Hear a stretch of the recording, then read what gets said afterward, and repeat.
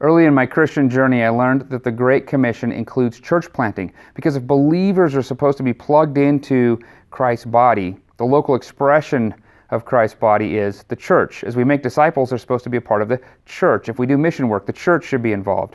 If there's not a church, we should gather those disciples together and start one. I've been thinking about church planting for a long time.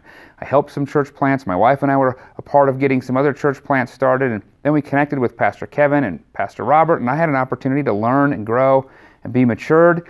And then God seemed to be nudging and moving Risen Life to plant a church. And the elders and some others started thinking maybe it was going to be on the west side of the valley. So I started driving all over the west side of the valley. I put a lot of miles on my car.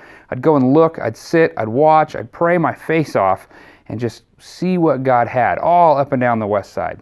Then one of the other staff members lived in Rose Park, and so I started hearing more about Rose Park and what was going on there. I was leading a Bible study through the book of Acts to talk about what it might look like to plant a church, and one of the couples moved to Rose Park, and they were really compelled.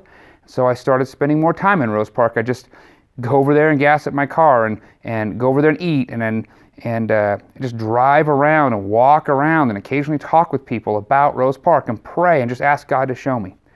And then he started opening up more and more doors. As we started a gathering at Risen Life in the afternoons, people from Rose Park were actually connecting with us and showing up and being a part. And it just seemed really clear that God was saying that is where we're going to go. And so then eventually it wasn't we were over there, we moved, and then it was we were here.